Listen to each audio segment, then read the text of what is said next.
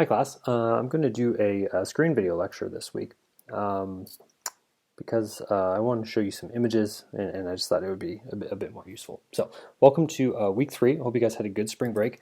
Today I'm going to offer forth a conceptual shift. So before you complete the rest of the class, it's very important that we're on the same page in terms of the perspective I'm bringing. And the perspective I'm bringing is one of rhetoric, because that is my background, and but it also is a more useful framework through which to view writing. So without further ado, let's get started and I'll get more into that. So on the screen right now you see a full sentence. This full sentence has the same word 8 times. It is buffalo, buffalo, buffalo, buffalo, buffalo, buffalo, buffalo, buffalo. Now many of you may have seen this sentence before. It's often used in exercises to get people thinking about the meaning of words, because this actually is a grammatically correct sentence. So you might be thinking that's kind of odd because it's the same word 8 times, but this is technically a grammatically correct sentence, and the reason is because buffalo has a variety of different meanings. It's a noun, it's a proper noun as well, it's a city, it's a verb meaning to intimidate. So, and you can see the capital B's, the third and the seventh word, indicate the city of Buffalo in terms of the proper noun.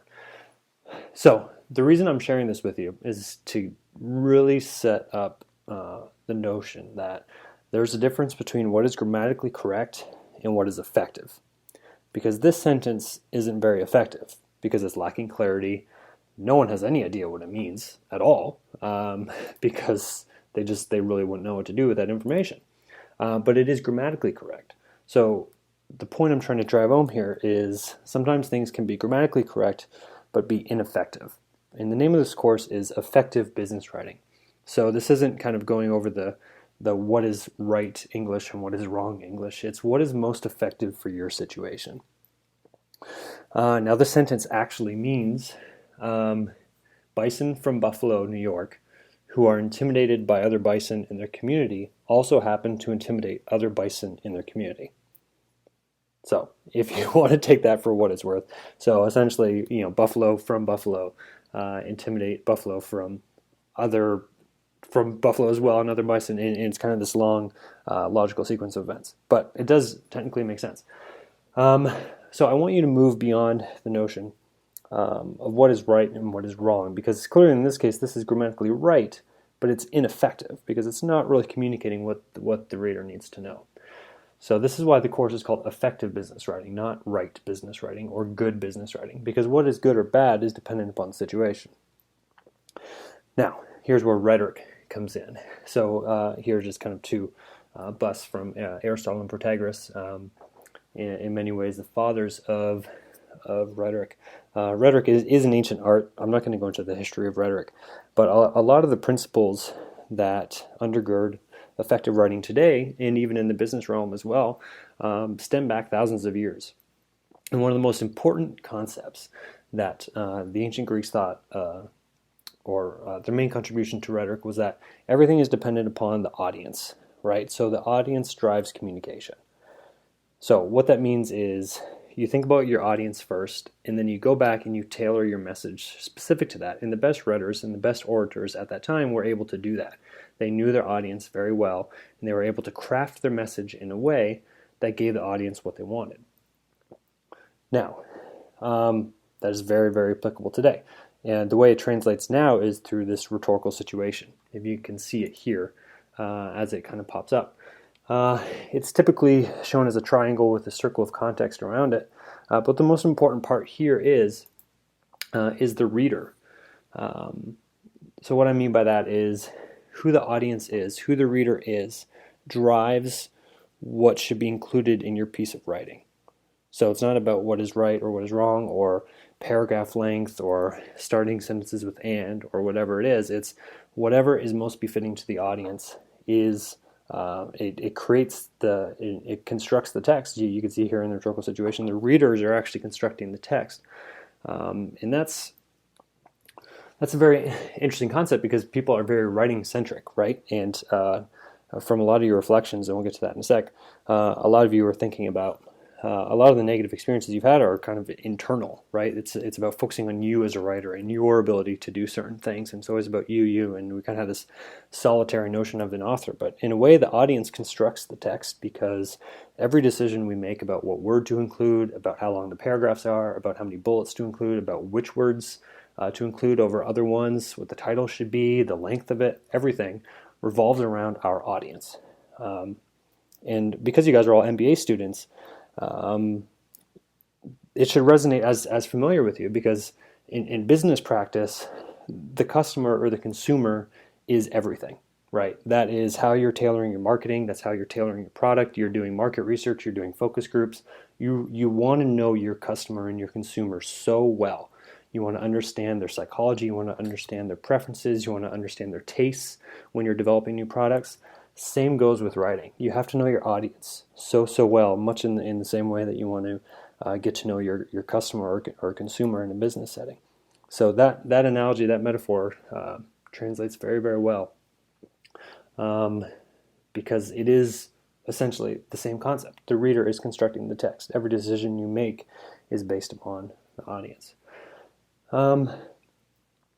So that is how we are approaching writing this semester.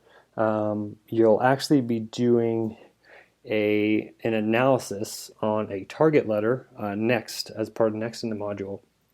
And in it, what I'm going to ask you to do is I'm going to ask you to read the target letter, and using the questions and the activity, essentially make an assessment about were they effective in meeting their goal. Of course, we all know about the target data breach that happened 2013, 2014. What they did is they sent a letter out to all their red card holder members, and it's what is considered a negative message. So in the readings this week, we talked about 4 different types of messages. And this one is a negative message. I'm going to ask you guys to think about, were they effective in this letter, right? Because you'll see that they're breaking rules in the sense that their paragraphs are very short. They're including bullets, right? So all these rules that we have about writing kind of go out the window because they only have one page, because they want to save money. They don't want to, print, double their print costs. So they have to fit it all on one page because they know people won't also read more than one page. And they have to get to know their audience and about what they're feeling at the time. They're obviously feeling very threatened, et cetera, et cetera. So all the details are in that activity. But I want you to keep in mind that when you're reading business writing, it's not about what is right or what is wrong. It's how well is that person adapting their writing to that specific situation. And that is where rhetoric comes in, and this is where this traces back thousands of years, this concept. And it's so prevalent today, but a lot of us forget it because we're so focused on rules and what is proper and what is improper. Are there 2 spaces here? Are there 1 space here? How long are paragraphs? What should a topic sentence look like? All these decisions are based upon who your audience is and what situation you're in.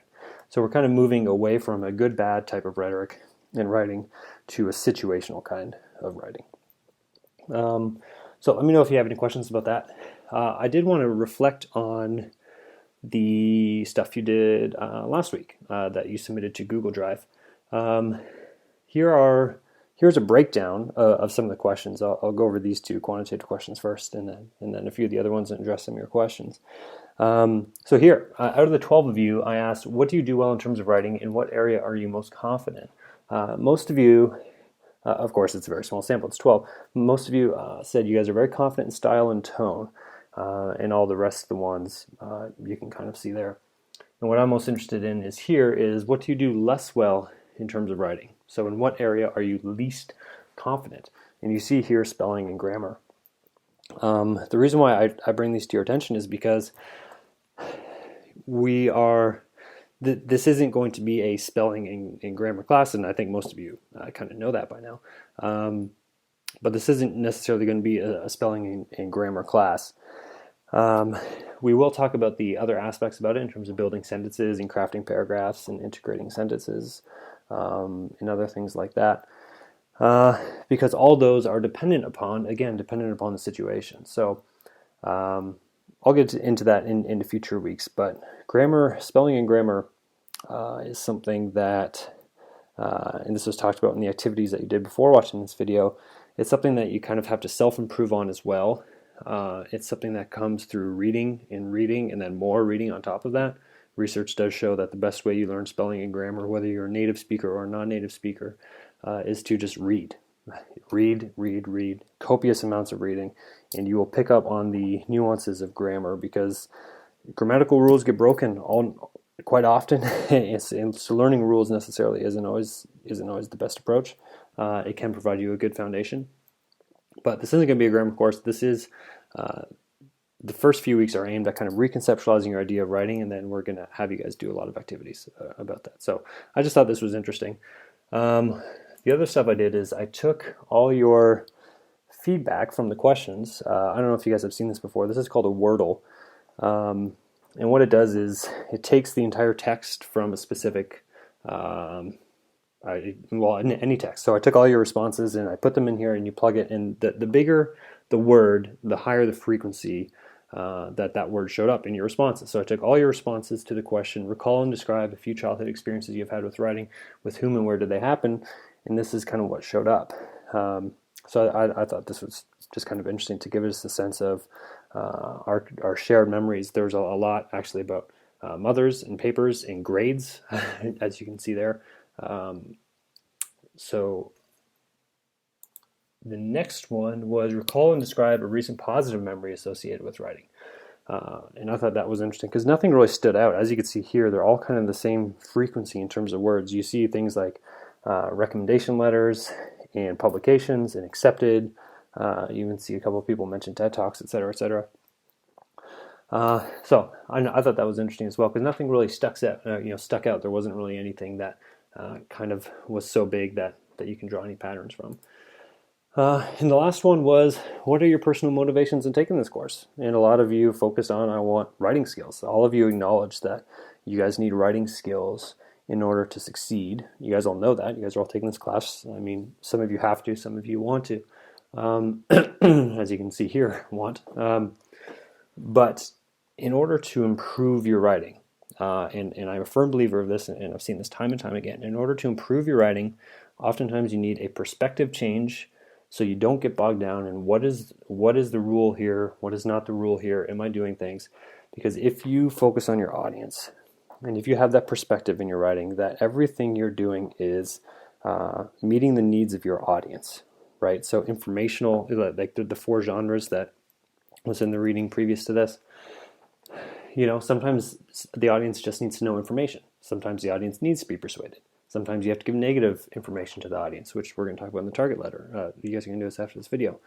Every aspect of your writing is dependent upon the audience, and you're always making choices dependent upon who your audience is. So I really want you guys to keep that in mind, to kind of get away from the rule-based. Yes, there are tips and tricks, like don't use jargon or use very simple sentences, right, and be very clear. And there's that kind of, those are true across the board, but you really got to put your audience first. So lastly, I'll end with some of the questions you guys had. Only 3 of you had questions that weren't just no questions at this time. So first question, would you be willing to assist more in person for explanations if I do not feel I'm getting everything out of the class that I desire? Yes, I definitely will. I can set up Skype appointments for any of you. If you just want to let me know, or we can have an email back and forth. Absolutely, I'm completely open to that. Second, I was just wondering if you were going to go over how to write resumes versus CVs. CVs are the most common in my line of work, and I want to make sure I'm doing it properly. Yes, we will do that in the last week. And this is a 1-credit course, and I'm wondering if it is going to take a proportional amount of time to what is required of a 2-credit MBA course. The answer is yes. To the best of my ability in terms of making a 1-credit course, I will make it that same weight in terms of proportional time spent on here. So let me know if you have any questions, or if you want to set up a one-on-one in some capacity, if you're on campus, or if you want to do it on Skype or over email, whatever you want. So let me know if you have any questions, and I look forward to reading your target activities and all the other activities for this week.